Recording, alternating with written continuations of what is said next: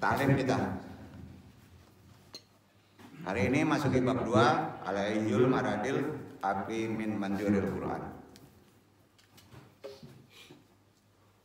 Kategori yang kita bahas tasawuf, boleh dikata terapi tasawuf dan tibun nabawi. Terapi tasawuf lebih cenderung kepada kejiwaan, tibun nabawi lebih cenderung kepada fisik. Assalamualaikum warahmatullahi wabarakatuh.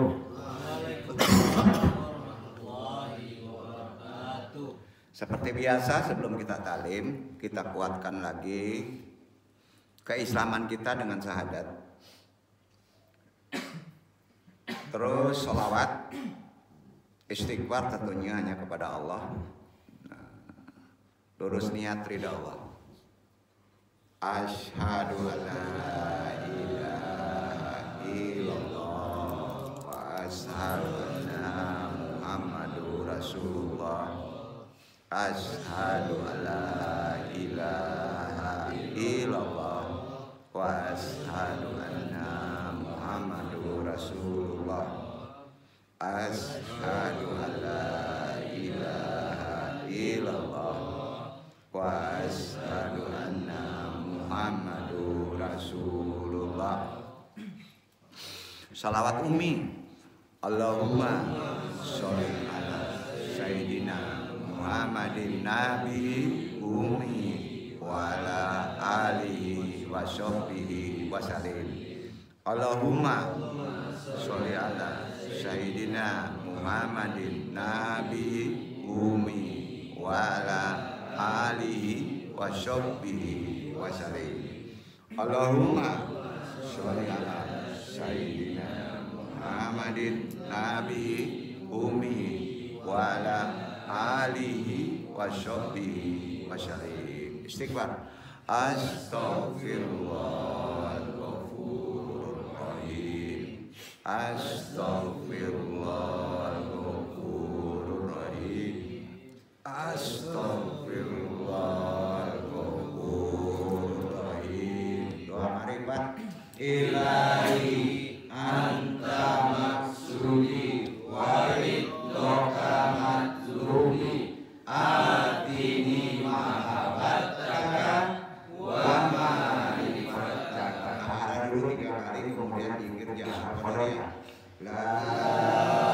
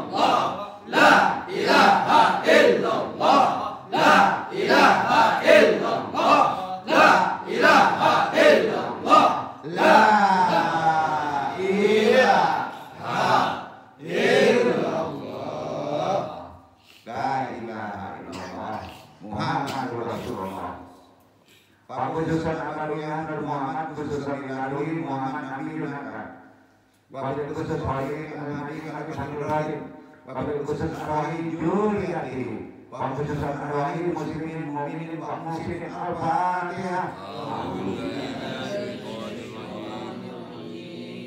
Bismillahirrahmanirrahim. Alhamdulillahirrahmanirrahim. Ar-Rahmanir-Rahim.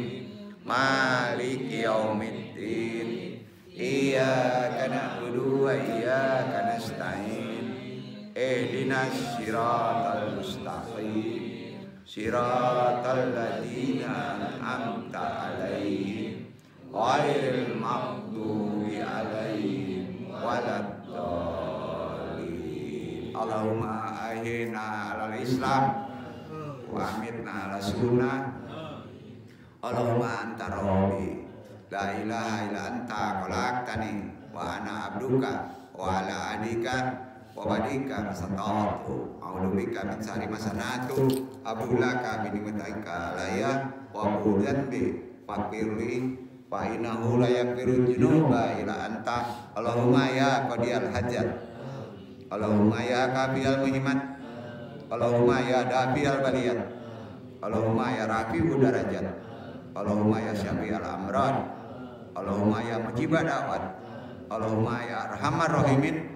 Allahumma inna nas'aluka selamatan fidin wa afiatan fil jasadi wa ziyadatan fil ilmi wa barakatan fil rizqi wa taubatan qabla maut wa rahmatan indal maut. Allahumma hawin alaina wa bisrakatil maut wa najata minan nari wal afa indal hisab. La haula wala quwata illa billahil aliyil azim. Alhamdulillah. Alhamdulillah kita sudah melakukan amalan zikir, syahadat, sholawat. Mudah-mudahan Allah ridhoi. Jazakumullah khairan katsira. Alhamdulillahirabbil alamin. Na ilahil ma'hud wa sholatu wa salamu li ayasiri hayati wujud wa ashabil azmi li kullil mawjud. Sholatan tutafil qulubinal iman wa biha biyunal Qur'an wa tubahi ayat wa tutahulana biha nurul jannat wa nurun na'i wa nurun najari ila wajhikal karim. Subhanaka ilma lana illa ma 'allamtana innaka antal alimul hakim. Rabbi shrah li sadri wa yassir li amri wa hlul 'uqdatam min lisani yafqahu qawli. Ya Allah ya Rabb, lapangkanlah untukku semuanya baik pentalim maupun ditalimi dadanya, mudah-mudahan juga dilapangkan urusannya, uraikan pula simpul pengikat lisan pentalim agar bisa dalam taklim ini memahaminya dan Allah meridhoinya. Alhamdulillahirabbil alamin. Wajali wajiram semuanya iwan jamaah ikroman watadiman wabil khusus iwan akhwat YMA baik yang hadir secara langsung maupun tidak langsung semuanya rahimakumullah. Tidak lupa pula ulama anal qurama wa masyayikh anal ahija wabi muqaddima murabi adal mahad asyatid juga al-fatah guru kita sahabil qadilah. Semuanya kita muliakan dan kita mohonkan syafaatnya. Wa ba'du, bismillahirrahmanirrahim.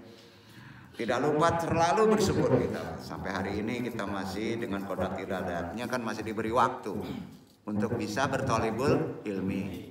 Masih banyak saudara-saudara kita seakidah yang masih menganggap sepele perkara tolibul ilmi. Ya, mungkin karena halangan kita selalu husnudzon, berprasangka baik. Ya.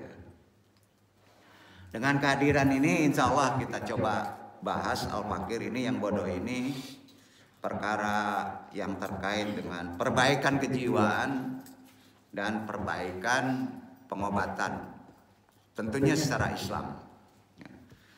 Bab yang kita bahas bab kelanjutan dari kemarin, bab 2. Bismillahirrahmanirrahim. Secara alamiah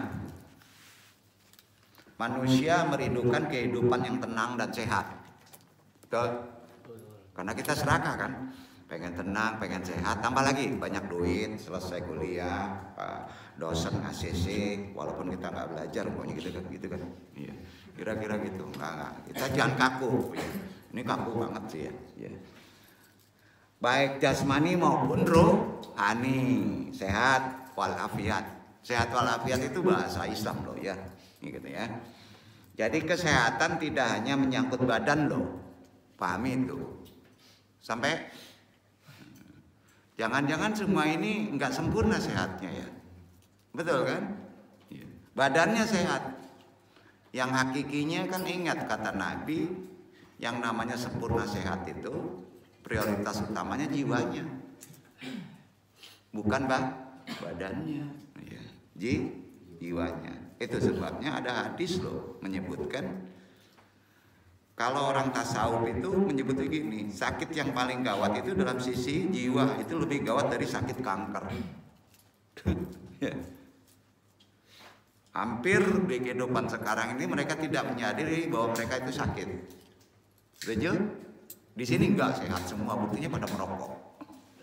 Termasuk yang duduk. Ya kan? Nah, alhamdulillah. Jadi terkait di Islam itu prioritasnya itu kesehatannya itu bukan badan aja ya, tapi yang penting adalah kalau lebih pertama yang mesti dihadapi adalah mental. Kesehatan mental itu bagian dari jiwa. Karena mental itu terkait daya tahan kan. Karena hidup itu mesti diuji. Jadi kita utamakan dulu SOP-nya, standar operation prosedur pertama yang kita pahami adalah kesehatan mental. Itu bagian dari jiwa. Ada nggak orang yang rezeki ada, badan sehat, bodoh banget enggak, pinter banget enggak? Ya. Tapi malas buat skripsi. Berarti yang kena mentalnya, setuju ya? Mentalnya. Nah, itu yang mesti kita perbaiki. Ya. Mental itu awam bisa memperbaiki. Kalau antum muslim, makanya di situ ada yang disebut MLM. Kalau antum membantu orang lain, maka antum bukan dibantu sama Allah. Ya, bukan Allah minta bantuan, karena itu salah satu rukun. Jangan pelit. Kalau udah selesai, bodoh teuing temen gua, yang penting gua udah selesai. Ya, kemana ngaji nih Pak? Ya. Mental. Kita baiki mental mereka. Ya. Jadi suatu kenyataan menunjukkan bahwa peradaban manusia yang semakin maju berakibat pada semakin kompleksnya gaya hidup manusia dan berakibat dari susahnya mengatur dari gaya hidup tadi. Yang mahal apa Pak? Gaya.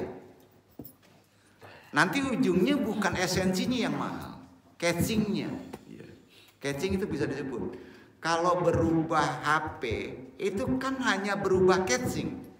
Isinya kan itu juga. SMS, naruh data, ya, nelpon, betul Pak? Ya, betul. Kan isinya itu aja.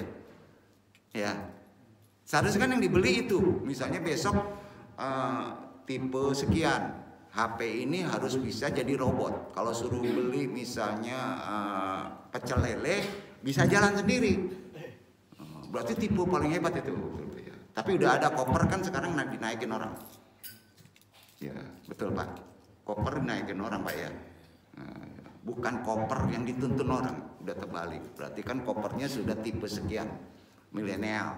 Gitu. Kira-kira gitu. Justru mungkin malas orang. Ujungnya sakit jiwa antum.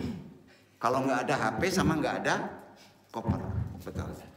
Ya, lebih pede dia. Biarlah saya nggak sholat, yang penting ada HP. Gawat kan. Nah, nggak dong ingetin. Bukan nggak boleh pakai HP. Karena HP itu adalah ini kalau di Andung namanya ini bid'ah hasanah. HP itu bid'ah hasanah. Yang baru boleh dipakai. Ya. Karena kita dianggap bid'ah yang nggak boleh, HP repot kita zaman sekarang ya. Kalau kita pakai bid'ah nggak benar ilmu bid'ah itu, maka ke Mekah pun kita harus pakai onta. Ya. Gimana cara ke Mekah pakai onta? Onta aja nggak ada ya. Ke Mekah itu pakai bid'ah. Nah, burung besi kan itu ya. Iwan andung ya rahimakumullah. Tidak memperpanjang mukadimah dulu. Ketahui bahwa telah ada dalam Al-Quran, dalam ajaran Islam yang sangat kita hargai, kita muliakan ini sebagai pedoman hidup tentang bagaimana mengelola pikiran positif. Ini terkait mental. Ada nggak di Quran? Manajemen pikiran positif ada di Quran. Sangat ada. Jadi untuk memperbaiki mental, silabus awal, beresin dulu ya. Apa? Pikiran kita harus positif. Duduk. Maka mental antum akan tahu itu cara memperbaikinya. Umumnya mental kita drop karena pikiran kita negatif. Ada yang nggak setuju? Ya udah pulang aja. Aduh, gak sasaran ngaji ya. Betul, positif ya. Positif dulu ya. Untuk mencapai apapun yang kita inginkan, pikiran harus positif dulu. Kalau negatif pasti terhalang. Keinginan kita itu doa. Jadi berdoa pikiran kita apa dulu? Was-was. Nggak sampai. Khawatir. Berarti akidah antum kepada Allah Maha Pemberi pengabul doa drop. Jadi kelemahan kita doa sering tidak makbul, pikiran kita tidak positif. Bahasa positif, pikiran positif di Quran apa?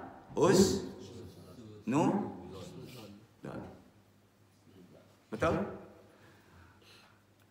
Antum kalau nggak kuat itikad berprasangka baik kepada Allah, maka menemui dosen langsung gagal. Kita sering suudzon. Padusi latuo jomblo padusinya patui lah, susah menemuinya Pak. Akan suudzon Pak. Siap-siap Allah berdasarkan prasangka makanya udah persentase gagalnya sekian persen. Jadi berprasangka baik kepada Allah terkait juga berprasangka baik kepada pencipta. Setuju? Iya. Antum percaya nggak berprasangka jelek aja sama wow anjing? Ya, maka wow itu galak. Itu spiritual tuh. Kalau berprasangka baik kepada wow itu nggak galak, ciptaan Tuhan juga nggak gigit. Pakai itu. Di doa gitu. Setuju? Paksa harus setuju itu. Kan itu Quran. Ya. Jadi berprasangka baik kepada Allah juga harus berprasangka baik kepada makhluknya. Ya. Jadi semua baik. Iya. Dia kan nggak mau jahat. Kenapa Iwan Kodil ini jadi jemaah baru sekarang? Berprasangka baik ya. Karena dia sibuk cari rezeki untuk amanah. Betul kan? Iya kan? Yang penting amanah dia cari rezeki, jangan jolim. Betul. Itu yang mesti kita beresin. Kita doain sama-sama. Insya Allah kita doain Iwan Aidil. Kemarin kan akhirnya datang tali. Itu ilmu peletnya gitu. Masya Allah. Ya. Ngajinya nyasar lagi nih, nggak sampai nih. Ya gitu. Bahwa sudah ada di agama Islam cara gimana mengajarin mengelola pikiran positif untuk mencapai yang kita inginkan. Ajaran konsepnya itu komprehensif gitu bahasa kerennya ya. Keren banget deh. Ya. Lebih tinggi dari ajaran-ajaran the law of attraction. Itu baru. Antum percaya gak? Karena judulnya keren kan. Ada lagi Think and Grow Rich. Wah, ikutin seminar bayar. Ujungnya kafirun juga, jahilun juga kan. Ya, udah bayar mahal. Ya, padahal di Quran ada yang gratis. Jadi mental apa dulu? Berprasangka baik. Kan enteng. Semua orang bisa kok. Berprasangka baik kepada Allah itu terkait juga berprasangka baik kepada saudaramu. Bahkan non muslim juga. Ya, binatang. Ya. Tawon nyengat berarti kan ada sesuatu itu. Ya, betul kan? Maaf Pak. Ya, kalau orang itu benar-benar sangka baik kepada ciptaan Allah semuanya, antum nggak kena gigit nyamuk loh. Enggak. Coba karena kenapa antum berprasangka buruk ke nyamuk? Malaria nih, datengin aja nih, rusak. Maka dicotok antum. Iya. Betul. Alhamdulillah. Besok yang masih terkendala skripsinya tolong berprasangka baik kepada dosen pembimbingnya. Itu ilmu pertamanya. Setuju? Setuju. Ya. Betul kan? Alhamdulillah. Jadi lebih baik dari konsep apapun juga deh Quran itu deh ya. Terutama masalah mengelola pikiran kita diawali dengan pikiran yang positif. Begitu juga bagaimana ilmu tasawuf, khususnya tasawuf terapi, sudah mengaturnya. Pengobatan ala sufi pernah Anung bahas ini. Itu lebih ke atas sih. Jadi Anung turunkan dulu karena ini runutnya harus begitu. Di pengobatan ketibun ya. Pengobatan ala sufi cuma satu. Ya. Memandang sebuah penyakit dalam ilmu tasawuf, terapi tasawuf, penyakit adalah yang paling gawat adalah penyakit hati. Itu sama dengan penyakit kanker. Itu ala sufi. Ya. Ini ada sabdanya loh. Jadi yang perlu diobat apa dulu? Jiwa, hati, qalbu. Ya. Rasulullah SAW bersabda, ya, ma yuklikuni ala sa'abihu riyawal syahwatul kafiyatu. Artinya, yang aku khawatirkan terhadap umatku adalah ria, syahwat yang tersembunyi. Bangga, ria, nafsu itu kan nggak kelihatan, nggak berupa kada, tersembunyi, letaknya di kolbu yang kotor. Betul, itu yang ditakutkan Nabi sampai akhirul zaman. Jadi bukan ke fisik, fisik itu ngikut. Nah, gitu. Sebagai hamba Allah, kita hamba Allah nih. Beriman, harus beriman dengan hadis tadi dong, ya kan? Kita selalu memegang teguh prinsip-prinsip kalau pengobatan secara tibun adalah dengan tauhid. Prinsip kita mengobati itu tauhid, ya. Jangan lepas itu. Gini, di antara tauhid yang perlu kita pegang dalam terapi pengobatan baik diri maupun saudara kita, nama tauhidnya apa? Ini Iwan Win yang mesti tahu. Nama tauhidnya uluhiyah atau rububiyah? Rububiyah. Untuk pengobatan tauhidnya adalah rububiyah, ya. Yaitu yakin bahwa Allah merupakan zat tunggal yang mengatur segala yang ada di jagat raya itu. Di jagat raya ini, itulah rububiyah. Oleh karena itu, seorang muwahhid, antum ini wajib menjadi muwahhid, tidak wajib menjadi mufasir. Muwahhid apa artinya? Orang yang bertauhid. Syarat Islam harus tauhid. Berarti kalau sudah muslim, kamu ini muwahhid. Bukan mufasir. Mufasir ada ikhtiar.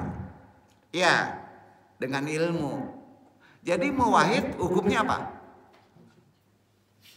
Wajib atau sunat? Wajib.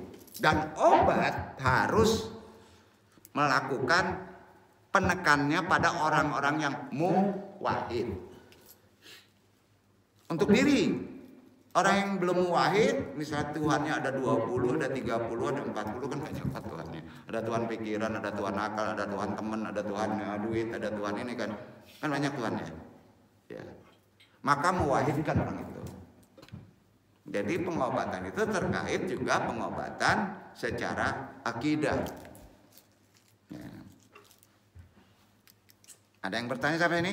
Jadi meyakini bahwa pikirannya yang mendorong keinginan terhadap sesuatu, pikiran kita dorongannya kan ingin. Ya. Kalau arif juga ingin. Tapi lebih seimbang. Kefaedah. Ya.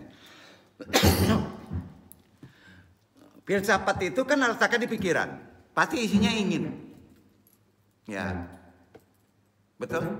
Bukan mengelola aja, ya. Terhadap sesuatu, keinginan di pikiran terhadap sesuatu selalu dimanifestasikan dalam bentuk doa, ya. Aplikasinya keinginan pikiran adalah doa kepada Rabb-nya, itu disebut tauhid rububiyah. Hal itu harus disertakan dengan keyakinan bahwa Allah rububiyah. Kalau antum pengen sembuh, kalau antum pengen lulus, kalau antum pengen beristri lagi, kemana larinya nih? Kalau antum jomblo ingin dapat istri, kalau antum pengen dapat kerja, kan itu kan keinginan pikiran kan. Aplikasinya dengan doa, betul? Iyalah. Hal itu harus ada keyakinan doa itu. Keyakinannya apa? Rububiyah, yaitu Allah Maha mengabulkan segala yang antum minta. Kalau katrat, khawatir, berarti antum belum rububiyah. Kalau mengobati penyakit belum, masih ragu, belum rububiyah. Oke? Setuju? Rububiyah enggak? Antum suruh jangan Selasa dengan Sabtu. Nyambung enggak? Apa hubungannya waktu itu dengan rububiyah, dengan ketauhidan rububiyah? Bingung kan? Ah, buat silabus itu setebal ini tuh. Buat tesis pasti setebal ini tuh. Benar. Jadi untuk menterapis takbir dulu. Apa? Kepada ahlinya. Ahlinya yang benar kata Quran, ahli zikir. Bertanyalah kepada ahli zikir. Betul kan? Berarti dia benar ini. Antum nggak ahli zikir. Yang ahli zikir guru-guru antum. Ya. Yang paling tinggi ahli zikir ada Rasulullah. Maka sambung ke sana. Duduk. Jadi segala terapi pengobatan harus rububiyah ya dulu ya. Supaya termakbul permintaan kita dikabul Allah, karena Allah Maha mengabulkan. Nah, itu sebabnya Rasulullah bersabda. Jadi yang ngomongin Nabi, lu nyenek aja ajaran Nabi. Gini sabdanya saya ya, riwayat Tirmidzi. Adoa'u wala ma antum mukinuna bi ijabati.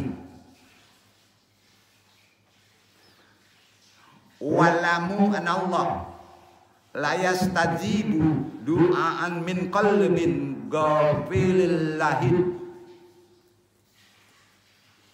Berdoalah kepada Allah dalam keadaan yakin akan dikabulkan, karena hak kabul ada di Allah. Dan ketahuilah bahwa Allah tidak mengabulkan doa karena apa? Ghafilillah. Hati antum kemana-mana lalai, ragu, katrat. Setuju nggak tuh? Gawatnya disaingin Allah. Sering nggak kita berdoa bersaing dengan Allah? Antum yakin Allah pengabul, tapi ragu juga hati antum. Ragu dengan doa ini. Ya. Jadi berat. Menancapkan akidah itu yang paling penting. Nabi itu sampai 4 tahun Susah. Ya. Makin tinggi intelektual antum, makin menggeser hak ketetapan Allah dengan kecerdasan antum. Ya. Maka disinilah letaknya thalibul ilmi. Semua tahu itu. Allah maha apa? Mas, ada cemburu katanya. Nah, itu enak kalau ngomong gitu deh. Allah nggak boleh diduakan, maha cemburu. Ya, baik di hati. Kita kan sering mencemburu ya, ngambek nggak? Ya, cobalah pancing aja. Aduh, ke istri kita misalnya, dia kapatang ambo makan di rumah anu deh, bini si bulan, ya masakannya lama mana berang tuh, ya berang nggak? Ya, gitu. Kira-kira itu lah. Tadi hadis riwayat Tirmidzi, ya. Iwan ahwat kalau ada ahwatnya Hawa nggak kelihatan. Jadi keyakinan merupakan simbol energi positif. Jadi energinya husnudzon adalah keyakinan Allah Maha apa? Ngabul. Setuju? Kan udah banyak yang tahu tuh. Ya. Jadi energinya adalah keyakinan tadi. Kerububiyah. Ya. Harus bagi seorang mukmin dalam hal bermohon yang ada di kepala begitu. Karena ini suatu terapi. Itu sebabnya berpikirlah positif sampai ke situ. Ke mental nanti, ya. Keyakinan penuh kepada Allah Ta'ala yang menetapkan takdir. Naik lagi. Yang menetapkan takdir ukurannya beda. Ini lebih eksklusif lagi nih kalau udah takdir. Jadi hari itu antum tidak dikabulkan karena belum waktu takdirnya. Mau paksa? Ayo. Hari itu harus sama. Sekarang jangan jauh-jauh. Iwan yang satu di sini ada yang selesai duluan. Ada ya? Sama nggak selesainya? Berarti Allah yang menentukan takdir. Lah dia aja lambat kok kan sama-sama masuk. Betul kan? Nah kira-kira gitu. Ada yang umurnya baru masih di bawah, belum sampai 30 udah dapat jodoh. Ada yang mendekati 40 belum dapat jodoh. Ada kaitan dengan ketetapan takdir nggak? Ada ya? Tapi itu bisa dirubah karena itu bukan mualaf. Bisa dirubah? Bisa. Karena bukan ketetapan yang mutlak. Ada ikhtiar. Pertanyaannya, kalau antum ingin menyamakan di wisudanya tanggal yang sama, maka antum harus melakukan perubahan. Setuju? Perubahan diawali dengan ikhtiari. Ikhtiari harus ada ruh. Kalau nggak ngerti ruhnya nempel kepada ikhtiari, tanya kepada ahlinya. Itu perintah Quran. Semua itu udah gitu. Udah capek ya. Nanti dibuka kebuka. Lah cukian dong. Nah, itu nanti jadi takdir. Andong doain. Ya, mudah-mudahan di sini ada ahli. Ya, biasa jam terbang hidup lebih tinggi itu menjadi ahli. Pak Al rupanya. Mudah-mudahan nanti tanyanya nggak kandung lagi ke beliau. Ya, jangan ke Ustaz Pak Uji. Jangan, jam terbangnya belum. Kalau menyebut nama kan bukan pelecehan ya, karena di sini satu majelis tarbiyah, betul kan? Iya kan? Alhamdulillah. Jadi sumber ruhnya untuk mental positif adalah keyakinan tadi. Bahasanya tauhidnya ditekan pada tauhid rububiyah. Ya udah. Jadi Allah yang menetapkan takdir. Seorang mukmin dengan pikiran positif terhadap Allah. Kan ini pikiran positifnya berubah. Berarti Allah juga menentukan waktu. Itu takdir. Itulah yang disebut husnudzon yang sempurna. Nah, pertanyaannya ini ngaji ala akademis deh. Husnudzon yang sempurna tolong dibuat. Yang satu jawabnya berprasangka baik aja. Oh, enggak sempurna. Yang sempurna ternyata harus ada ruhnya. Ruhnya apa? Tauhid rububiyah, ya kan? Betul kan? Letaknya di mana husnudzon? Pikiran yang berkehendak, betul kan?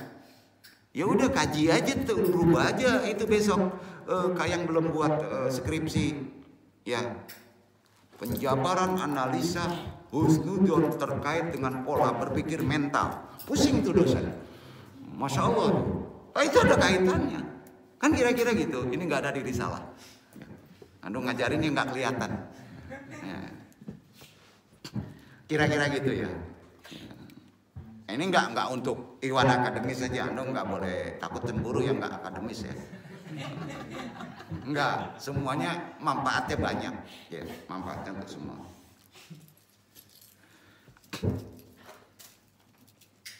Karena Allah Ta'ala selalu bersama hamba-hambanya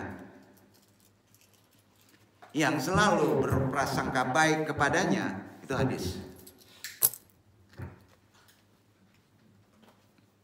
Kata-katanya pendek.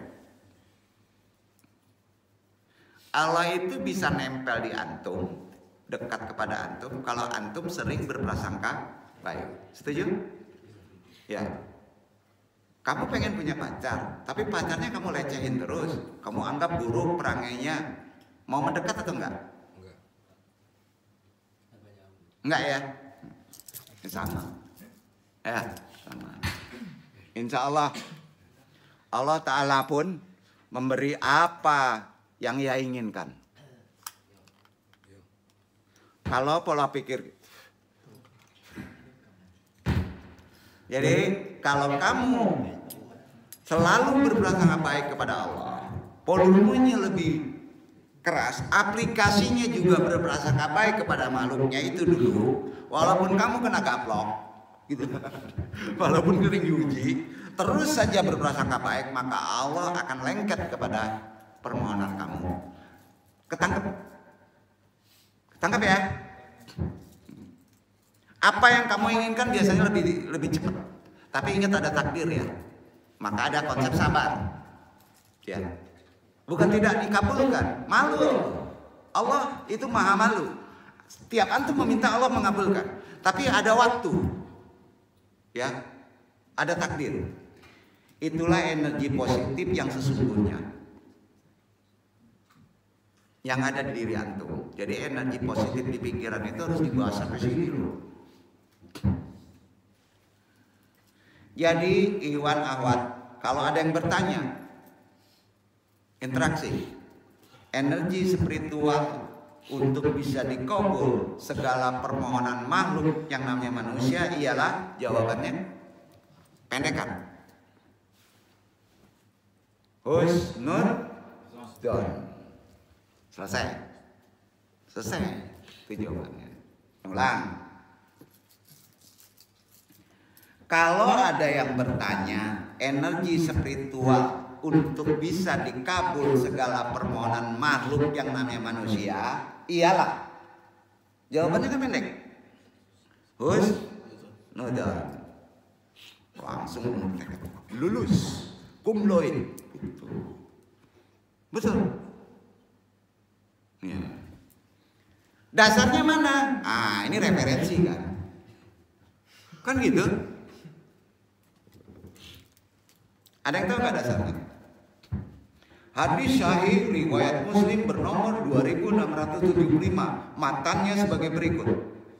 Dari Abu Hurairah radhiyallahu anhu, dia berkata, Nabi SAW bersabda, Allah juga berfirman, Anna ainjan abdini wa anna ma'u haitu biyadihi kurni wallahu laulahu afrahuni taubati abdihi min ahadikum zayyidul latahu bil falati wa man taqarraba ilaihi shibran taqarrabatu ilaihi dir'an Wa man takaraba ilaihi dir'an takarabatu ilaihi bi'an. Wa idza aqbal ilayya yamsihi aqbaltu ilaihi uharridu. Gitu. Itu referensinya. Udah paham kan? Iya. Hadisnya udah mengerti sahih. Iya kan? Masa enggak udah ngerti? Iya. Aku sesuai ainzan abdi, aku sesuai sangkaan hambaku. Hadis sahih. Ya. Aku, kata Allah, sesuai prasangkaan hambaku kepadaku, dan aku bersamanya ketika dia mengingatku. Ada zikirnya, berprasangka baik. Demi Allah, Allah benar-benar lebih gembira terhadap taubat hambanya daripada gembiranya salah seorang dari kalian yang mendapatkan kembali tunggangannya yang hilang di gurun pasir. Jadi gini, kalau antum diuji, antum tobat aja, jangan dipikirkan supaya dapat. Allah lebih menyukai tobatnya daripada mencarinya. Duduk. Ya, siapa saja yang mendekat kepadaku sejarak 1 jengkal, jadi mendekatnya dengan tobat. Maka aku mendekat kepadanya sejarak 1 hasta. Siapa saja yang mendekat kepadaku sejarak 1 hasta, tobatnya belang betong, tobatnya serius. Kan macam tobat ada makamatnya ya. Aku akan mendekat kepadanya sejarak 1 depa. Dan jika dia menuju kepadaku dengan amalan tobat, ya, dengan zikir. Jadi amalan tobat itu ada zikir, mendekat kepada Allah, ya.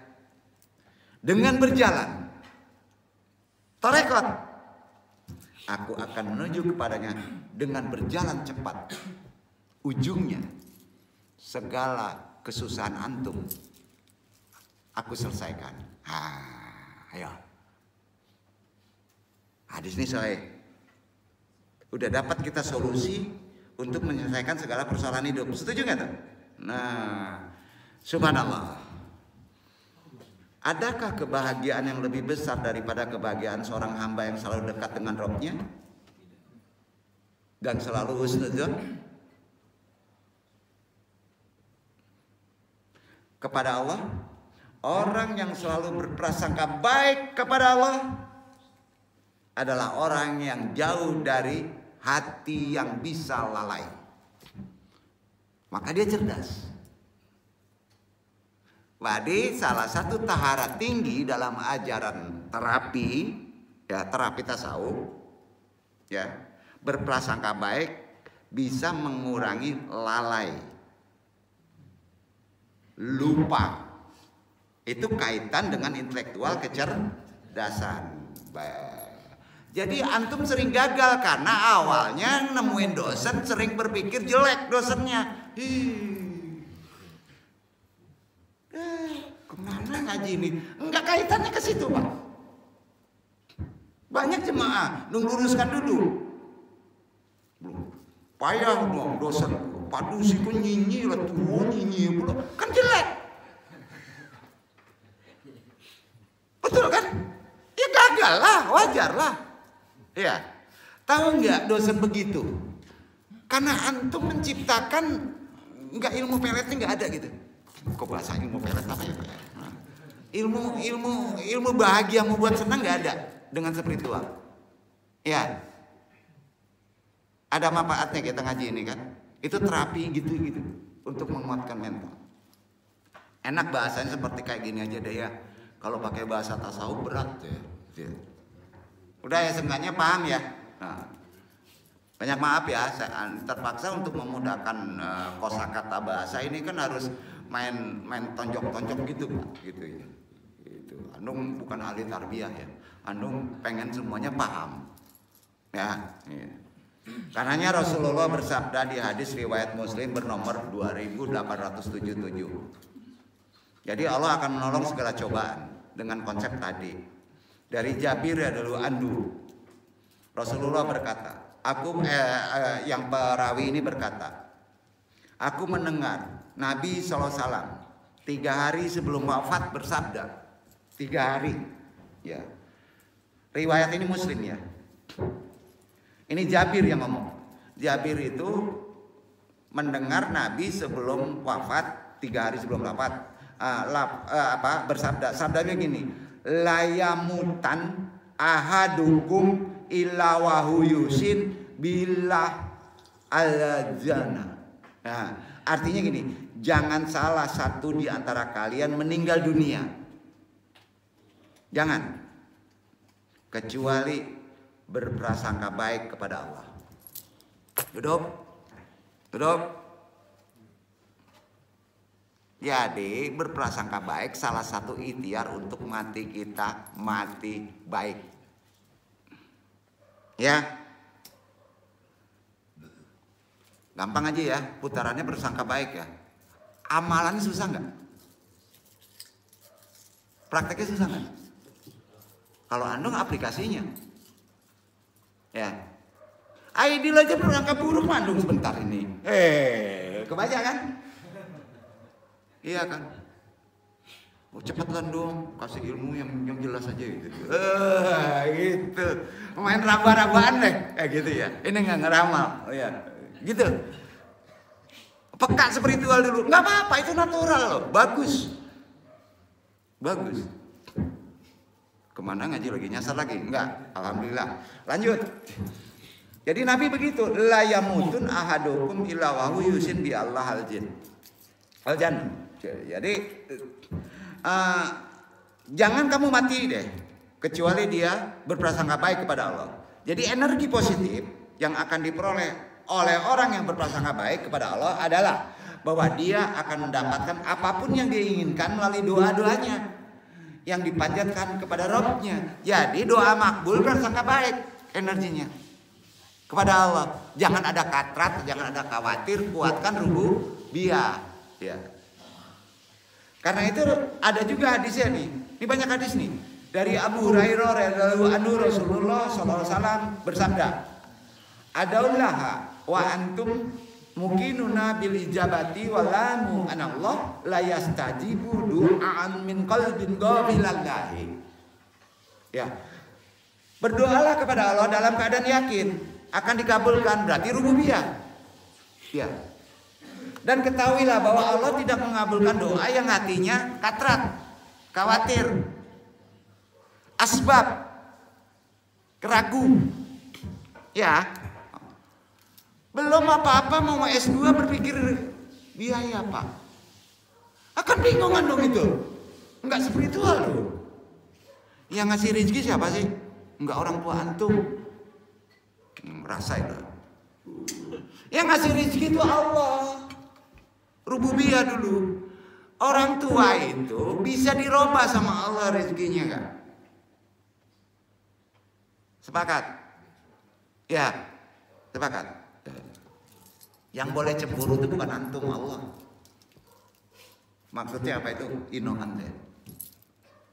Sampai ngopi dulu bro. Ngopi dulu. Rasain lah. Pokoknya main aplikasi aja. Jadi rububiyah tadi.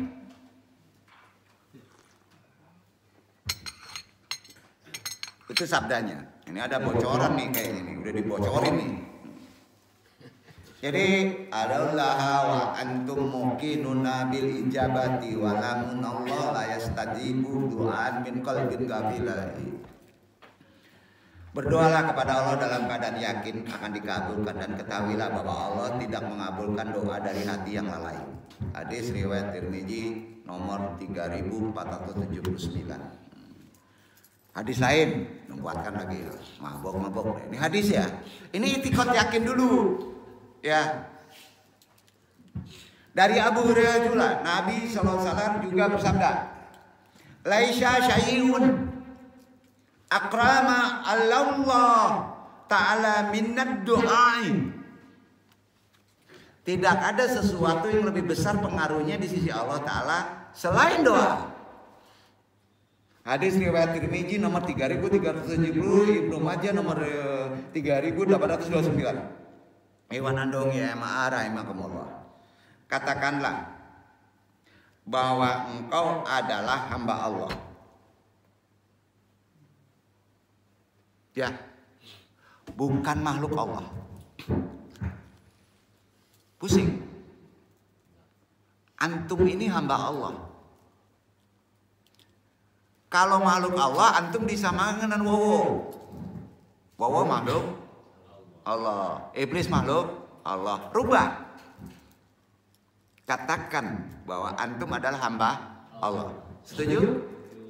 Makanya kalau sedekah, ya, nggak apa-apa. Ya, itu spiritual. Dan harus paham. Benar kan nih? Nah, ya. Yang telah mempraktekkan segala cara menurut yang telah sesuai dengan tuntunan yang antum turunkan syariatnya. Itu syarat hamba Allah. Diamalkan. Tuntunan syariat Allah itu diamalkan dalam rangka memperoleh segala hal yang aku inginkan, yang antum kendaki dalam kehidupan ini. Jadi syarat doa antum, keinginan antum di kepala antum makbul adalah pertama hamba Allah, berprasangka baik kepada Allah. Setelah itu praktekkan aturan Allah. Namanya takwa. Namanya jadilah orang bertakwa. Ini syariat banget, gak apa-apa ke situ dulu. Karena tasawuf harus kuat syariat. Engkau telah berikrar. Ikrar. Kan udah ikrar kita. Mengikuti aturan hidup Allah, menjauhi larangannya. Betul kan? Udah berikrar tuh. Sudah bersaksi. Tadi udah. Ya. Semaksimal mungkin engkau telah berdoa dalam sujud, mengakui kehambaan antum, bahwa antum hamba. Di sepertiga malam antum sudah lakukan umpama. Di waktu hujan antum berdoa. Di Jumat sore antum berdoa. Karena doa tempat yang makbul ada di Jumat sore juga. Di antara ajan iqamah tadi Jumat antum berdoa juga. Sudah dilakukan doanya. Karena pikiran kita ada kehendak. Akan tetapi tak ada satu pun yang engkau dapatkan dari hasil payah kamu tadi. Doa udah, berprasangka baik sudah, arti kata sudah ada syaratnya. Tapi kok nggak juga berhasil?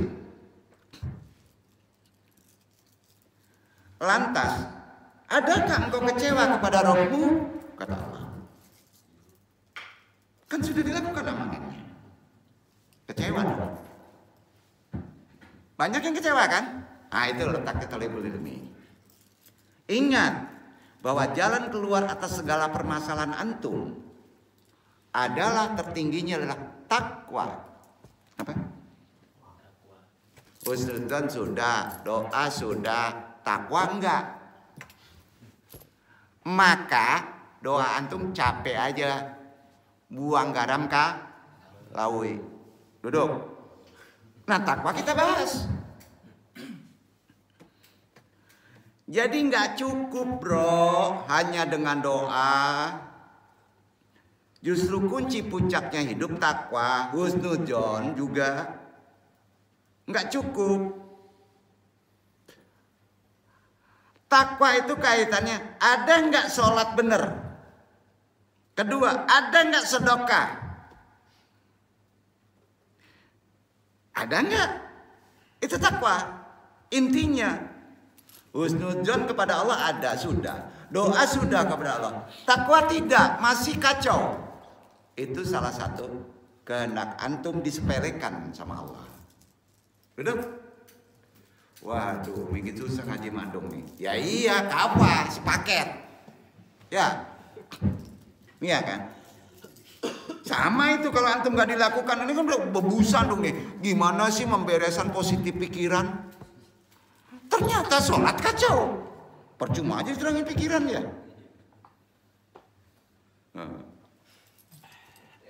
Paham Ikhwan ya? Dasarnya mana? Yang Antum sampaikan tadi dasarnya mana? Oh ini kan intelektual banyak di sini Pak. Sekarang mintanya dalilnya mana Pak? Ya, udah baca At-Talaq 2 dan 3. Baca. Silakan baca. Ayat 2 dan ayat 3. Kalau yang panjang dia lagi Ikhwan. Makros itu kacau.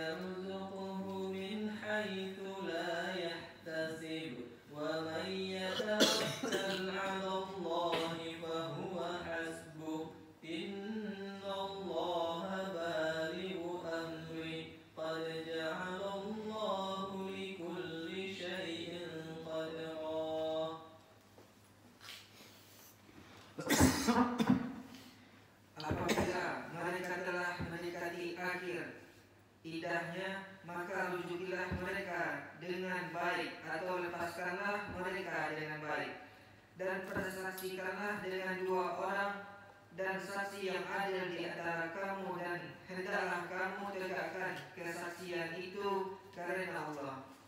Demikianlah diberi pengajaran dengan itu orang yang beriman kepada Allah dan hari akhirat. Barang siapa yang bertakwa kepada Allah, niscaya dia akan mengadakan baginya jalan keluar dan memberinya rezeki dari arah yang tiada disangka-sangkanya. Dan barang siapa yang bertawakal kepada Allah, niscaya Allah akan mencukupkan keperluannya. Sesungguhnya Allah melaksanakan urusan yang dikehendakinya. Sesungguhnya Allah telah mengadakan ketentuan bagi setiap sesuatu. Enggak perlu diterangin ya, sudah lengkap ya.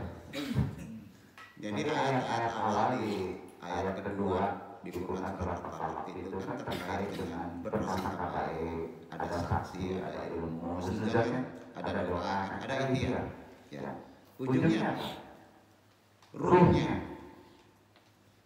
Waman yataqallahu yaj'allahu makhraja. Betul. Itu ruhnya. Takwa. Barang siapa yang bertakwa kepada Allah, niscaya dia akan mengadakan baginya jalan keluar. Betul. Nah, sudah itu apa lagi? Ini berterang sebenarnya. Hak Allah. Ya. Tawakal. La haula wala quwwata illa billah. Ya. Kita takwa sudah sholat sudah rutin, tapi kita pas ada permohonan. Ya ini. Yang takwa itu kewajiban. Yang permohonan itu sebetulnya ujian. Ya. Kalau udah sampai tingkat sufi, ya, dia yang dipikirkan kewajiban. Mau kaya mau miskin nggak dipikirin, mau pintar nggak pintar nggak dipikirin, berarti sufi. Ya, jangan di situ bro. Belum sampai itu. Ya. Nah, berarti atas kepada fikih, karena kepala kita ada kehendak. Betul, ada amanah. Normal-normal aja. Dan kalau diisi dengan tawakal, itu ada kepastian. Dan memberinya rezeki dari arah yang tidak disangka-sangka. Betul? Jadi doa pun harus tatanannya benar. Nah ini bukan dibaca, ini kan penerangan kita praktek amalan. Iya kan? Nah, kita kuatkan lagi dulu ya. Sebagaimana umumnya kita ketahui makna takwa. Paksa tidur dulu ya.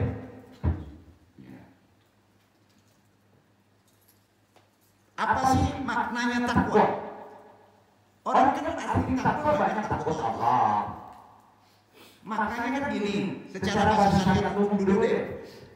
Melaksanakan perintah Allah dan menjauhi larangannya. Betul kan? Itu makna takwa. Melaksanakan perintah Allah dan menjauhi larangannya itu takwa. Allah memerintahkan sholat.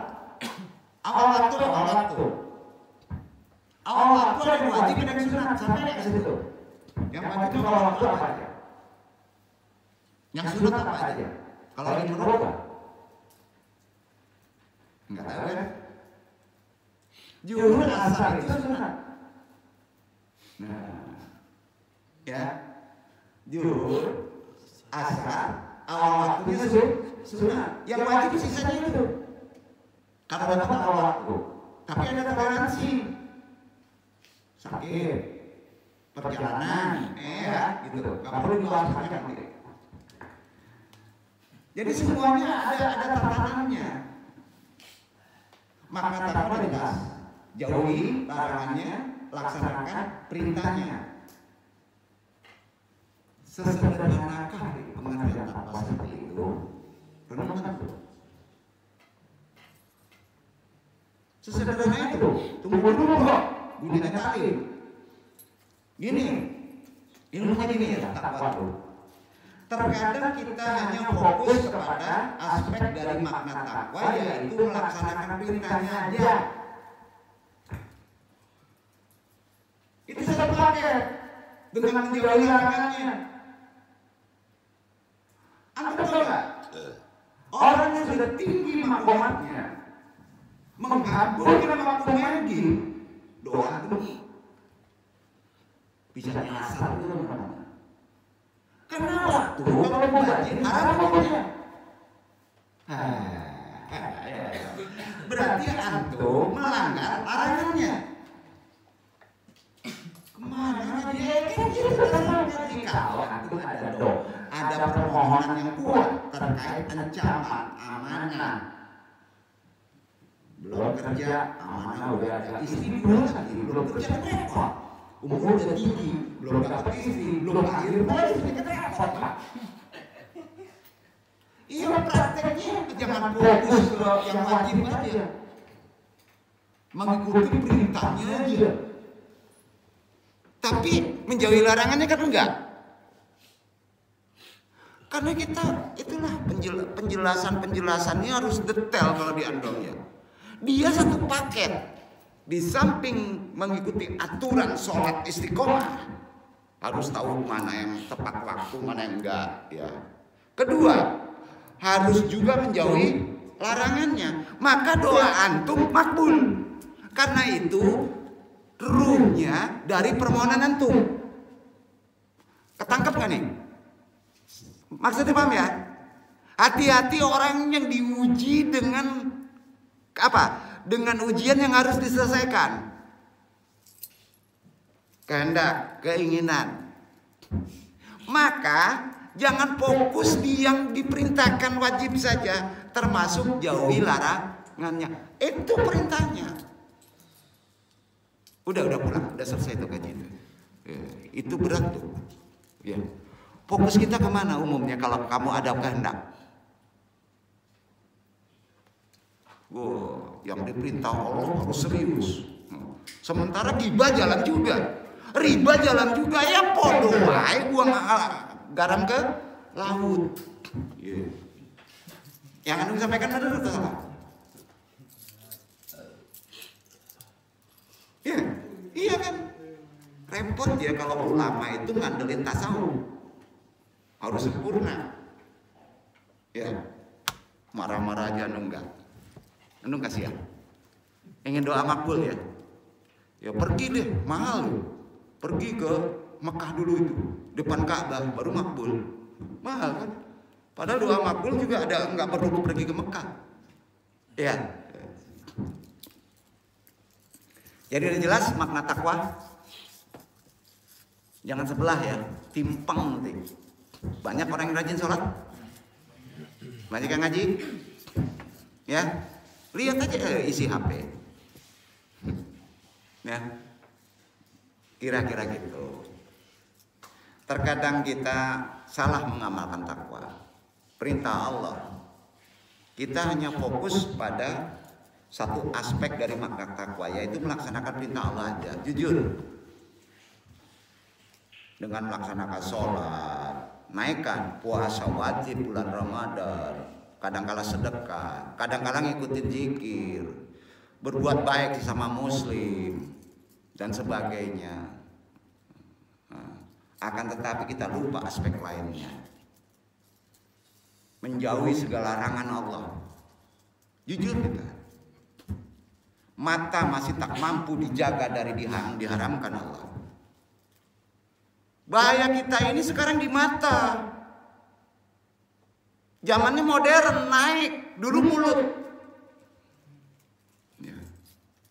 Selama antum ada ujian untuk menyelesaikan sesuatu, di HP kamu ada mata yang merusak, doa antum drop. Demi Allah, duduk. Nakut-nakutin enggak, benar itu. Nah, ini kan iwan-iwan yang belum selesai, hati-hati. Ya, rasailah. Enggak, aduh, kalau yang mesti disampaikan belum disampaikan. Nah. Mulut masih nggak bisa direm, kan larangan. Gibah masih juga jalan. Sombong merasa benar sendiri. Tatanan lain masih sinis dari nasihat adab walidain. Tuh, ngelihat orang tua dibencinya, bersaing dengan orang yang mesti kita hargai. Hancur doa antum, kehendak antum. Betul. Bahkan tubuh masih tak bisa ditahan untuk tidak melakukan hal-hal yang melanggar syariatnya. Antum ada kehendak, tapi dilanggar kan? Logika aja deh. Nah, jadi memang itu penyebabnya kata Nabi. Doa antum gak makbul itu. Memang itu penyebabnya. Antum gak paham takwa. Separuh yang diamalkan. Bagus sholat rajin tepat waktu, tapi yang dilarang juga dilanggar kan? Hasil jeripaya itu ya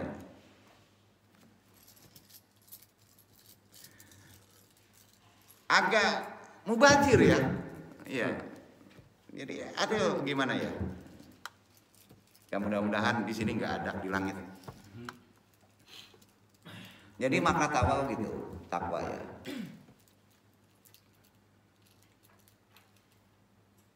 Jadi kita udah bisa arif ya. Kenapa selama ini doa kita belum bisa diperoleh, bahasanya gitu ya. Nah, mari kita introspeksi diri. Atau engkau merasa telah berusaha menjauh dari segala hal yang menjadi larangan Allah, namun hasil jeripaya itu belum juga diperoleh. Udah lengkap tuh, takwa udah, perintah udah, larangan dijauhin. Gimana cara menyikapinya?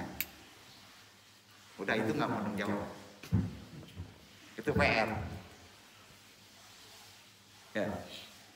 Ewan andung ya marahimakumullah. Jika engkau merasa doa-doamu belum diijabah, keinginanmu belum sampai, sementara engkau merasa telah melaksanakan perintah Allah dengan sempurna, termasuk menjauhi larangannya maksimal lagi, maka sebagai seorang mukmin yang selalu menjaga prasangka baik kepada Allah, balik dulu ke atas. Bukan Allah nggak sayang, ya. Kan Allah, kita kan sudah mempraktekkan berprasangka baik kepada Allah. Ya. Berarti apa? Menyikapinya. Ketidakberhasilan permohonan antum di situ ada hikmah. Ada hikmah. Duduk. Betul kan? Jadi kalau antum sudah baik, tidak juga berhasil, ya, itu udah berhasil. Antum jangan berubah. Kalau antum tantang Tuhan, dipuji lagi tuh. Kira-kira paham nggak? Aduh, ini gimana nih? Jemaah antum, tolong deh beresin dulu deh. Ya, ini terapi kan, bagiannya. Ya. Perhatikan hadis ini. Kalau udah sempurna, belum juga dijabah. Bahasanya ada hikmah, ya, yang sangat luar biasa daripada dikabulkan. Hikmahnya tuh. Ya. Perhatikan hadisnya ya. Dari Abu Sa'id, Nabi SAW bersabda, agak panjang. Hadis riwayat Ahmad, ya, nomornya pendek, 18.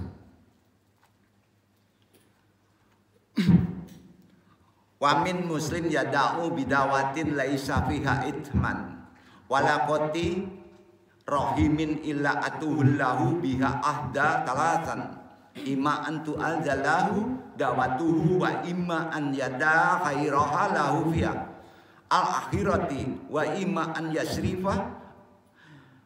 yasrifa anhu minasyu'i mitalaha kullu idan nuktiru qalallahu aqtaru. Tidaklah seorang muslim memanjatkan doa pada Allah selama tidak mengandung dosa dan memutuskan silaturahmi antara kerabat, melainkan Allah akan beri padanya 3 hal. 1, Allah akan segera mengabulkan doanya. 2, Allah akan menyimpannya baginya di akhirat kelak. Halo, udah kejawab tuh. 3, Allah akan menghindarkan darinya kejelekan. Ya, semisal para sahabat lantas mengatakan, kalau begitu kami akan memperbanyak berdoa. Nabi SAW lantas bersabda, Allah akan lebih banyak lagi. Hadis riwayat Ahmad nomor 18. Itu isinya. Berarti bisa saja disimpan. Betul kan? Bisa aja Allah sangat sayangnya supaya antum tidak berbuat jelek. Nah, ada orang berdoa ingin dapat jodoh, semua sudah dilakukan sempurna, tapi belum juga dikasih jodoh. Gimana Pak? PR tuh untuk orang yang belum dapat jodoh, untuk orang yang belum dapat kerja. Pakai hadis tadi. Itu PR. Yang antum takutkan jodohnya disimpan di akhirat, itu yang kita takutkan Pak. Berarti kan jomblo terus Pak ya. Nggak mungkin Allah menjolimi itu kalau antum dikasih perangkat.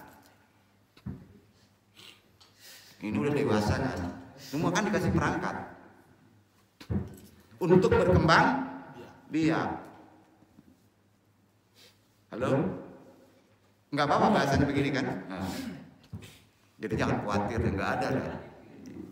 Yang disimpan itu masalahnya terkait akhlak, surga, neraka, ya, rizki. Ada juga yang disimpan.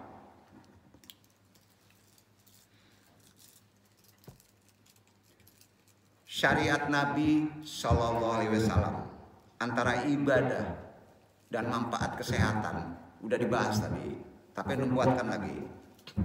Ibadah dan mentauhidkan harus kuat. Mentauhidkan itu tentunya kepada Allah saja, merupakan tujuan penciptaan manusia. Terkait kesehatan, Allah berfirman di Adz-Dzariyat 51 ayat 56 pendek, wa ma khalaqtul jinna wal insa illa liya'budun. Itu hebat benar ayat. Perhatikan, dan aku tidak menciptakan jin dan manusia melainkan supaya mereka mengabdi beribadah kepadaku. Itu hamba, ubudiyah. Di atas pondasi Quran itulah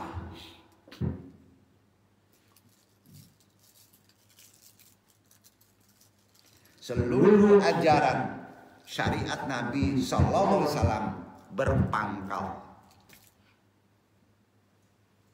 Pangkalnya itu yaitu untuk bisa mentauhidkan Allah, setuju? Dan menjauhkan umatnya dari kemusyrikan. Karenanya Allah tambah asbabunnya dengan niat. Difirmankan lagi sama Allah. An-Nahl 16:36 dibaca gimana? Ayat tadi ke An-Nahl, kalau larinya ke tarbiyah pengobatan. Surat An-Nahl ayat 36.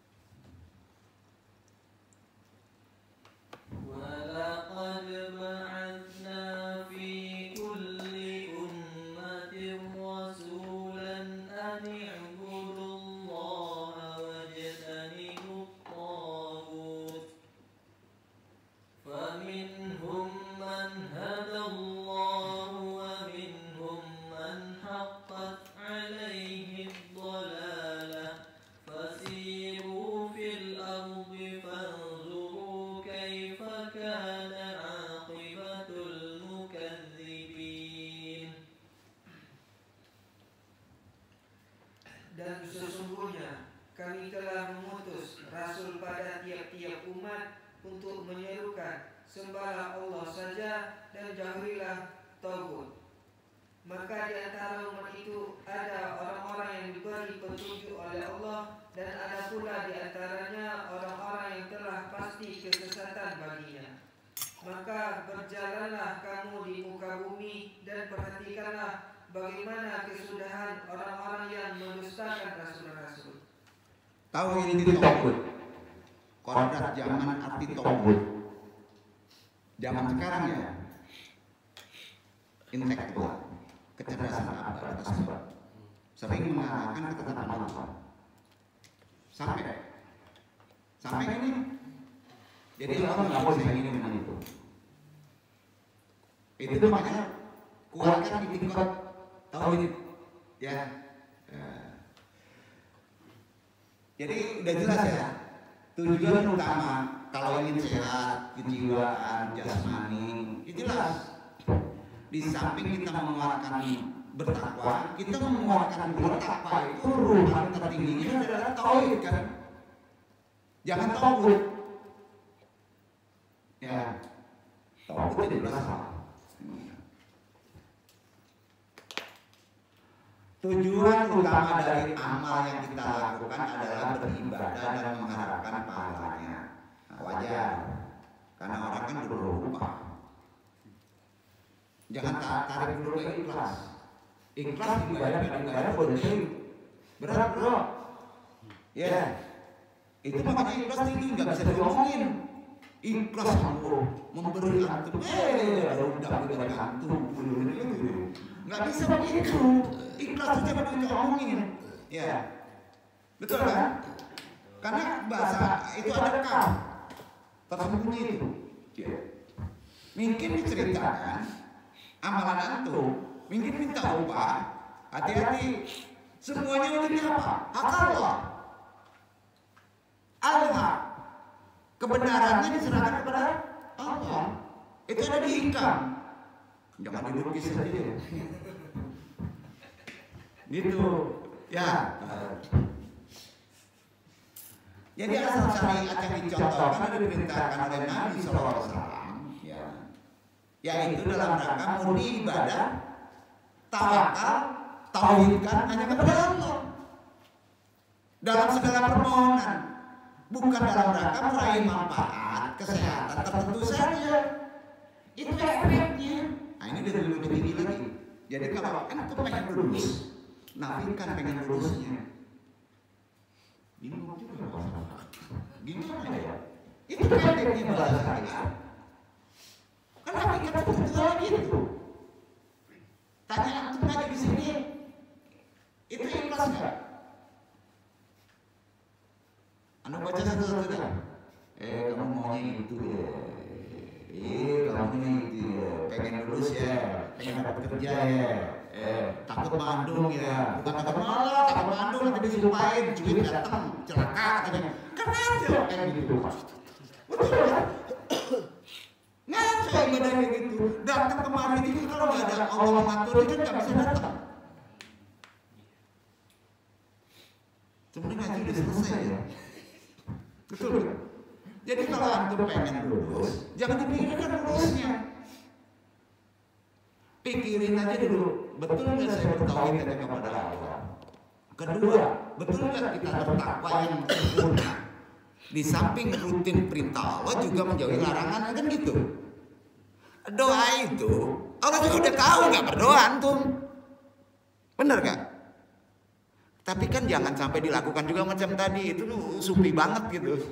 Iya kan? Karena kita ada perangkat. Ya. Perangkat kehendak, perangkat pikiran, perangkat nafsu. Iya kan?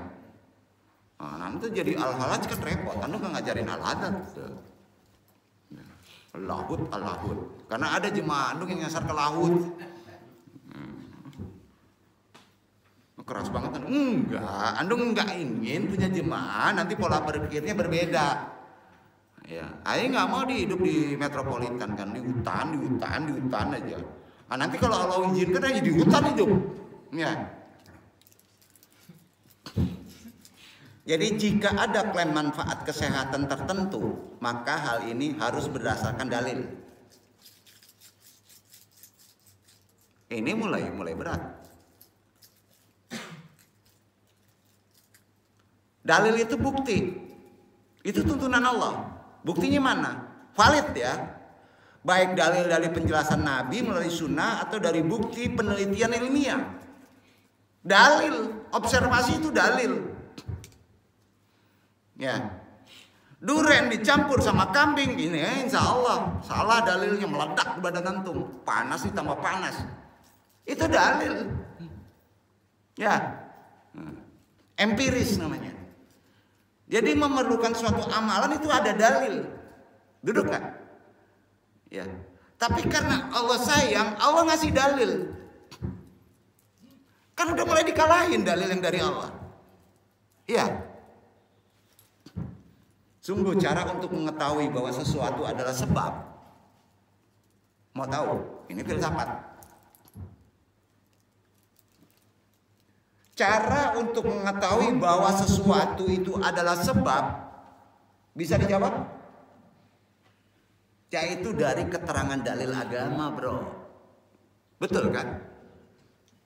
Misal, keterangan dari Al-Quran bahwa madu mengandung obat bagi manusia. Itu udah kata siapa? Kata Allah kan? Udah taklid aja. Gitu Pak. Jangan pakai asbab. Sekarang kan karena kuatnya medis jadi asbab. Madu itu.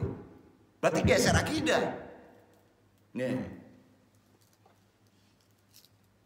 Quran menerangkan itu dari yang paling valid. Madu bisa menjadi sebab manusia sehat. Betul kan? Sebagaimana hal yang sama juga terdapat dalam aktivitas membaca Al-Quran. Akan menjadi sebab syifa, penyembuhan. Itu Allah. Jangan-jangan antum ini nggak pernah minum obat ya. Obatnya kan baca Quran.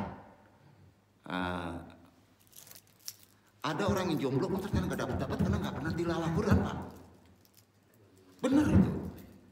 Ya sebulan sekali. Kalau sholat aja ya nggak, sholat itu lain itu ceritanya. Lain. Jadikan Quran sebagai sifat. Ada ilmunya. Nah, kalau sifatnya untuk duit, ya ilmunya menyangkut hal rezeki materi. Kalau menyangkut amanah, ya sifatnya menyangkut jodoh. Semua ada tempatnya kan? Nah, setuju? Nah, kalau intelektual kecerdasan ada Qurannya nggak? Ada ya? Ada. Liulil albab. Ada sebab dalilnya, gitu. Madu mengandung obat bagi manusia, ada sebab dalilnya karena Quran menyebut begitu.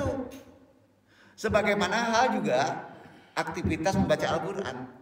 Selain itu, sesuatu dapat menyatakan sebagai sebab. Bisa juga melalui bukti empirik. Sepakat? Seperti ketika kita melakukan uji coba observasi suatu obat yang kita menemukan bahwa obat tersebut mengobati luka dan penyakit tertentu. Berarti itu sudah menggunakan hak observasi, dibuktikan. Jadi supaya setiap orang tidak beralasan dengan mudahnya ngomong begini. Saya telah mencoba hal ini ternyata bermanfaat.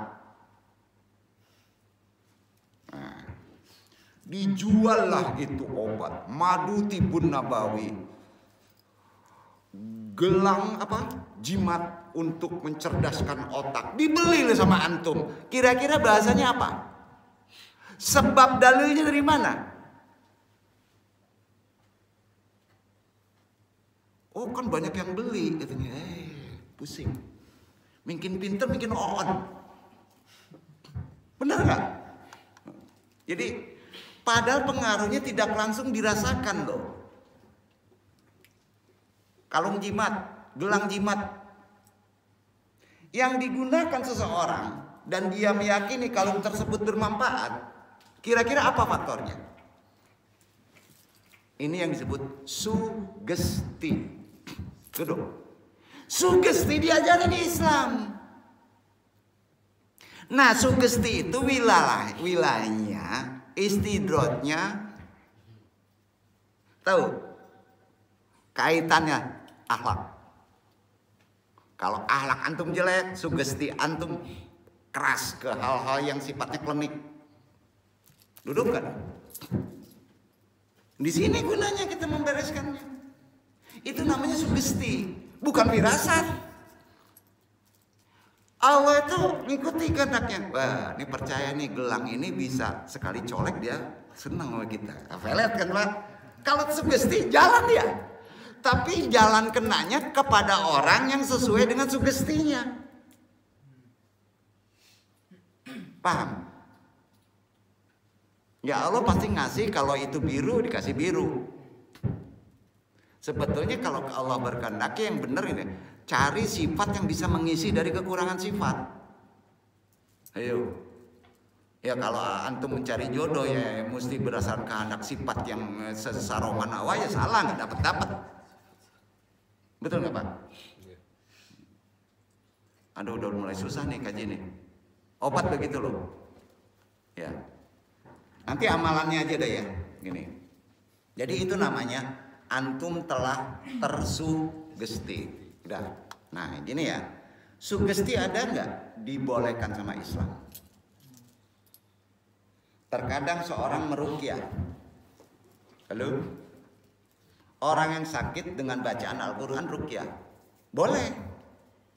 Namun pasien tidak merasakan pengaruhnya apa-apa, ada. Namanya apa itu? Tersugesti. Sama. Kalau nggak ada pengaruhnya. Kemudian datang ke tempat yang lain. Ada manfaatnya sembuh. Namanya tersugesti juga. Duduk nggak? Ya. Bacaan Al-Quran yang sama ternyata pasien merasakan adanya manfaatnya, sakitnya berkurang. Demikian juga dengan orang yang memakai kalung, gelang kesehatan. Kan bahasanya diperkeren, Pak. Dan banyak itu dijual. Ya karena antum tersugesti, pemahaman spiritualnya masih belum tinggi, ya, ilmu agamanya hanya diamalkan dengan praktek ritual saja. Maka antum tersugesti, maka membelinya. Berkurangnya rasa sakit, timbul terasa. Dan sugesti yang muncul dalam diri tidak dibenarkan oleh agama. Catat. Nah, ini udah mulai spesifikasi ya. Sugesti yang datang dari diri manusia, agama melarangnya. Poin tuh. Makanya anu nggak suka kalau ada orang yang mengobatinya dengan cara disugesti. Karena itu dilarang oleh agama. Ini kan lupa Pak, di-share nih. Tolong ya. Sugesti salah satunya yang ada sekarang sedang ramainya apa? Ada yang tahu? Tidur dia. Hilang sakit ya. Sakitnya hilang nggak? Enggak. Tubuh antum dibehitkan sama orang lain, Tuhan marah. Behit itu nggak masuk, bro. Kalau di Islam namanya tahnik. Apa? Tahnik. Pernah dengar tahnik? Bayi baru lahir ajankan. Siapa yang mengajankannya? Enggak mutlak orang tuanya. Kalau orang tuanya masih kotor, kacau. Karena akan timbul sugesti dari si patun orang tua tidak kajigen. Stop dulu sampai sini, itu sesi terakhir nanti Pak. Yang disebut tahnik ya. Sabdanya begini ya. Agar yang pertama kali masuk dalam perut bayi adalah sesuatu yang manis. Adapun hikmah dari tahnik ya, menggunakan kurma dibolehkan. Para ulama, jumhur ulama berpendapat bahwa sunnah dilakukan oleh Nabi agar yang paling pertama masuk ke dalam perut bayi adalah sesuatu yang manis. Ya. Oleh karena itu dianjurkan mentahnik dengan sesuatu yang manis jika tidak mendapatkan kurma. Jadi keren bener nih Nabi ini. Di sini kan nggak ada kurma, maka titikkan dengan yang manis. Bayi. Kalau sulit makan, termasuk obat adalah tahnik. Titikkan yang manis. Duduk. Sulit nyusu. Demam sulit makan, beri metode alat tibun. Ini tibun adalah tahnik. Sandal dalilnya ada. Baru dengar kan? Itu terkait ruqyah, bekam, kai yang nggak boleh. Tahu kai? Tahu kai nggak? Pengobatan pakai panas api. Jangan. Itu ekstrim. Termasuk listrik kalau zaman modernnya. Ekstrim. Mau disetrum pula, ada kelojotan antum. Karena ada yang ini bocoran juga nih Pak. Anu jelasin. Jadi rambu-rambu karena ini udah terapi harus ditunjukin. Nanti spesifikasinya ada satu dalam Tibun Nabawi ya. Jadi Nabi SAW tidak menjelaskan adanya manfaat kesehatan tertentu yang diterima oleh sang bayi. Bukan ke sana larinya, bukan larinya ke fisik, tapi ke jiwa. Ya, ke jiwa. Melakukan tahnik boleh, tapi jangan berpikir karena orang berpikir secara asbab bahwa itu larinya ke fisik. Disebutlah sama sekarang mulai rame itu adalah imunisasi secara natural. Bukan gitu, bro. Pengertiannya nggak ke situ. Spesifikasi Tibun Nabawi perintah tahnik ini jelaskan, termasuk anak balita. Jadi karena ini tebalnya buku Pak, jadi sabar dulu, kita alih dulu ke yang lain. Jadi kesimpulannya aja ya, Kita tidak dapati dalil dari Nabi SAW, penjelasan ulama terpercaya atau penelitian ilmiah yang valid yang menunjukkan bahwa tahnik berfungsi sebagai vaksin. Tidak. Ya. Juga ada yang menaikkan lebih tinggi lagi, transfer DNA kesahihan. Khususnya menjadi benar orang itu dengan teknik-teknik orang itu menjadi dibehit menjadi soleh. Tidak ada handaran hadisnya. Ya. Atau sebagai transfer sel puncak yang memiliki manfaat kesehatan tertentu bagi sang bayi. Salah. Tidak ke fisik. Kepada orang-orang yang tetap bersikeras menyatakan bahwa tahnik ini Andung sampaikan secara umum ya, merupakan vaksin alami yang diajarkan oleh Nabi atau mengklaim manfaat kesehatan lain yang tidak valid. Itu tidak valid dan disandarkan kepada ajaran Rasulullah, itu berbahaya. Andung sebagai pentaklim hanya mengingatkan ya, dengan hadis ancaman. Gara-gara ini turun hadis dari Allah kepada Nabi. Ancamannya begini. Nabi SAW bersabda, "Man kadaba ala namuta amidan falya tabawwa makadahu minnan nar." Siapa yang sengaja mendusta atas namaku, Nabi SAW, maka silakan ambil tempat duduknya di neraka. Termasuk kalau itu herbal, jangan herbal dijadikan timun. Duduk. Andung tidak menyebut itu tibun. Itu herbal. Tapi ada campuran menjadi herbalis holistik. Karena ada habatus sauda. Duduk ya. Nah, itu kalau kaji ini nyelimet nih, ini detail gitu ya. Tapi mesti dipahami. Ya. Yang disebut tadi hadisnya riwayat Bukhari nomornya 1291 dan Muslim bernomor 3. Man kadaba alan mutta'ami dan faliyah tabawa makadahu minan nar. Jelas aja. Siapa yang sengaja berdusta atas namaku, terutama dalam terapi pengobatan, ini dariku, Tibun Nabawi, maka kata Nabi, silakan ambil tempat duduknya di neraka. Duduk ya. Nah, tasawuf terapi kena nih. Ya, hati-hati. Ya. Karenanya macam-macam pengobatan syar'i harus dipahami. Ya, di antara pengobatan syar'i,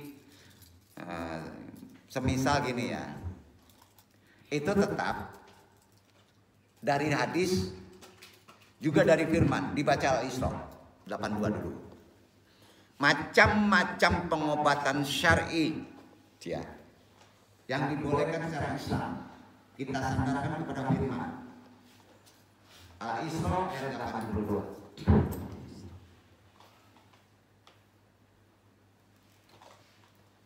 وَنُنَزِّلُ مِنَ الْقُرْآنِ مَا هُوَ شِفَاءٌ وَرَحْمَةٌ لِّلْمُؤْمِنِينَ وَلَا يَزِيدُ الظَّالِمِينَ إِلَّا خَسَارًا. Dan kami turunkan dari Al-Quran suatu yang menjadi penawar dan rahmat bagi orang-orang yang beriman, dan Al-Quran itu tidaklah menambah kepada orang-orang yang zalim selain kerugian. Ini pernah dibahas dari pembukaan kemarin kan di bab 1 ya. Jadi pedomannya tetap kepada Qurannya yang ditunjukkan ya. Jadi pengobatan syar'i pasti ada dalilnya. Ya, yang paling keren ada dari Quran. Amalan kita praktek secara bukti manusianya kepada Nabi sunnah. Hal yang sudah diketahui bahwa sebagian perkataan memiliki kekhususan dan manfaat. Kalam dua ngomong, hati-hati. Kalam dua, apalagi antum sudah asal, omonganmu bisa berbahaya, bisa menjadi obat dan bisa menjadi tidak obat. Hati-hati bersumpah. Sepakat? Jadi hal yang sudah kita ketahui bahwa sebagian perkataan yang namanya manusia memiliki kekhususan dan memiliki kemanfaatan untuk bisa memberikan pengaruh kesembuhan. Arti kata dengan pemahaman begini, ya, maka tidak diragukan lagi tentang keutamaan kalam Rabbul Alamin, Quran, menjadi penawar, ya, yang keutamaannya terhadap seluruh perkataan seperti keutamaan Allah terhadap seluruh makhluknya. Jadi kalamullah merupakan obat yang paling sempurna dan bermanfaat, walaupun hanya dikalamkan. Itulah ruhnya kepada materi obat, duduk, ya. Sekaligus menjadi cahaya petunjuk. Keren nggak? Di samping jadi obat juga menjadi ilmu. Kan itu Quran. Nah itu maka disebut rahmat lil alamin. Seandainya diturunkan kepada gunung kekuatan 3 tadi, niscaya gunung tersebut hancur. Tapi diturunkan kepada manusia, tidak, kuat mana antum dengan gunung? Itulah sempurnanya makhluk. Duduk ya. Ya. Karena kebesaran dan keagungannya, bersyukurlah antum dijadikan manusia. Gimana? Ya. Maka hendaknya seorang penterapis muslim, dokter muslim, tabib muslim, ya, yang belajar tasawuf terapi muslim, kan gitu tuh. Akan prodi baru ya. Iya kan? Mengajarkan pasien ruqyah baru diobat. Duduk. Itu dasar. Kalau ingin jadi terapis, bukan di ruqyah, tapi ajarkan ruqyah. Karena ruqyah ada yang tidak bisa dilakukan melalui orang lain. Ruqyah itu harus dirinya sendiri yang meruqyah. Duduk. Kalau antum di ruqyah nggak ada pengobat, nggak ada ininya, nggak ada efeknya, berarti ada perintah antum yang harus membaca ruqyah terhadap diri antum sendiri. Amalkan itu. Duduk. Poin tuh. Itu yang disebut al-muawizat. Salah satu ruqyah terhadap diri adalah al-ikhlas, al-falaq, an-nas, ayat kursi, tutup al-fatihah. Bingung? Bukan al-fatihah di depan. Kalau penruqyah, al-fatihah di depan. Duduk. Kok jadi bingung gini nih? Itu yang disebut al-muawaziyat. Ya, udah 1 poin itu dulu. Jadi ayatnya udah tahu. Al-ikhlas, al-falaq, an-nas, ayat kursi, tutup surat al-fatihah. Mau ada yang debat karena di share silahkan. Anu punya dasar dalil, kalau disebutkan lama lagi ya. Diriwayatkan dari Aisyah radhiyallahu anha. Beliau berkata, Nabi SAW pernah meminta perlindungan kepada Allah untuk anggota keluarganya. Berarti antum juga bisa mengamalkannya. Jadi ayat benteng, pagar bisa kan gitu. Beliau mengusap dengan tangan kanannya dan berdoa. Tangan kanannya mengusap. Yang diamalkan hadisnya muttafaqun alaih. Allahumma Rabban nas addibil basawasifi wa anta safila sifa ila sifauka sifaan la yugadiru saqaman. Banyak di mbah YouTube. Bukan doa untuk menjenguk, tapi doa untuk diri sendiri. Usap dengan doa itu tangan kita kepada yang sakit. Duduk gak? Kapaloden panjang Ustaz. Kalau nggak sembuh, ada apa dengan ilmunya? Kan gitu Pak. Ya, makanya dijelaskan. Ya, nah. Ya Allah, Rob manusia, hilangkanlah kesusahan dan berilah dia kesembuhan. Engkau Zat yang maha menyembuhkan. Tidak ada kesembuhan kecuali kesembuhan darimu. Kesembuhan yang tidak meninggalkan penyakit lain. Harus hilang. Ya, harus hilang. Betul kan?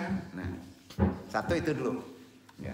Kedua, diriwayatkan pula dari Aisyah radhiyallahu anha bahwa Nabi SAW pernah berdoa kepada orang yang sakit, baru orang lain. Orang lain bisa diamalkan. Bismillahirrahmanirrahim. Turbatu ardina birikoti badinna yusfa sakimuna biidhin. Dengan menyebut nama Allah, dengan debu tanah kami dan ludah salah satu dari kami, mudah-mudahan yang sakit di antara kami diberikan kesembuhan dengan izin Rob kami. Hati-hati mengamalkannya, yang sakit diludahin. Tuh katanya, enggak gitu. Ini kan jadi klinik kan bingung Pak. Kalau makna, maksudnya omongan itu dari sini. Ya, depan ya. Ya. Diriwayatkan dari Utsman bin Abdul As. Beliau pernah mengadu kepada Rasulullah tentang rasa nyeri yang dia dapatkan pada dirinya sejak dia masuk Islam. Nah, ini khusus yang sudah muslim. Duduk. Khusus yang sudah muslim. Ingat, asbabul wurudnya harus paham Pak. Sumber-sumbernya dari mana? Perintahnya gimana, sebabnya siapa? Setelah masuk Islam timbul rasa nyeri. Ya. Maka Rasulullah SAW bersabda,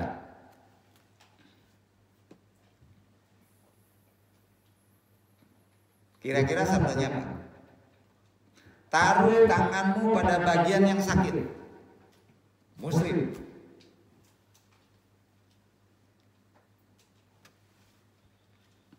Dan ucapkanlah Bismillah sebanyak 7 kali. Kemudian ucapkanlah sebanyak 7 kali lagi. Bismillahnya 7 kali, sudah itu 7 kali ucapannya. Jangan Bismillah ucapan doa, jangan. Bismillah 7 kali, sudah itu ucapkan doanya 7 kali. Itu matan isinya. Yang diucapkan A'udzubillahi wa qudratihi min syarri ma ajidu wa uhadiru. Jangan khawatir, ini anu share semuanya. Ya. Amalan karena udah masuk tibun secara kejiwaan, bukan tibun pengobatan terapi syar'i secara kejiwaan. Tapi ada kaitannya dengan tibun nanti. Artinya aku berlindung kepada Allah dan kekuatannya dari kejahatan yang aku temui dan aku takuti. Hadis riwayat Muslim. Diriwayatkan dari Jabir bin Abdullah radhiyallahu anhu. Beliau pernah mendengar Rasulullah SAW bersabda, "Ma jamjama lima surribalahu." Hadis riwayat Ibnu Majah sahih. Ma jamjama lima surribalahu. Air jam-jam sesuai dengan keinginan orang yang meminumnya. Jangan dibaca ini. Petunjuk minum air jam-jam tuh gitu. Artinya apa? Tiap minum air jam-jam mesti gimana? Supaya jadi efek penyembuhan. Sampaikan niat sebelum meminumnya. Duduk. Yang dilarang minum air jam-jam tanpa niat. Ayo. Dosa Pak. Bagi orang yang benar niatnya, benar tidak mendustakannya, kata Nabi, insya Allah lihat aja keajaibannya. Itu ilmunya. Sesungguhnya Allah bersama orang-orang yang bertawakal. Berarti karena satu paket tadi sini, setelah niat dipasang, minum, serahkan kepada Allah, apa yang dibaca? La haula wala quwata illa billah. Imam Ibnu Qayyim rahimahullah berkata, saya dan sebagian orang yang lain telah mencoba minum air Zam-Zam untuk tujuan penyembuhan dari berbagai penyakit dengan izin Allah, mengikuti aturan sunnah Nabi, Zam-Zam lima syuriba lahu, maka dapat menghilangkan sakit itu. Jadi termasuk berdosa kalau air Zam-Zam seolah-olah oleh titipan dari Mekah, diminum tanpa ada niat. Paham? Paham? Tidak bisa disamakan air Zam-Zam dengan air aqua. Beliau juga pernah berkata, Imam Ibnu Qayyim, saya pernah tinggal di Mekah beberapa waktu. Saya sakit dan tidak menemukan dokter maupun obat-obatan. Saya kemudian berobat sendiri dengan surat Al-Fatihah dan meminum air Zam-Zam. Saya membacakan di atas air Zam-Zam surat Al-Fatihah beberapa kali. Kemudian saya meminumnya. Setelah itu penyakit tersebut sembuh. Semenjak itu saya berikhtiar untuk banyak penyakit dan ternyata dapat bermanfaat dengan tuntunan Nabi. Zam-Zam lima syuriba lahu. Berarti kalau pakai Fatihah berada di tempat Zam-Zam. Duduk Pak. Mudah-mudahan bermanfaat. Itu nanti kita sambung di bab ketiga terkait lebih khusus lagi masalah terkait juga pengobatan secara kejiwaan dulu. Baru nanti manfaatnya kita cari secara timbul. Ya. Ini mana nih orang-orang terapi sofistik? Ya. Ya enak ya ngajinya, tinggal terima ya. Alhamdulillah, mudah-mudahan bermanfaat. Baik, doa dong, ikhlas saja semuanya karena ini ibadah. Wassalamualaikum warahmatullahi wabarakatuh.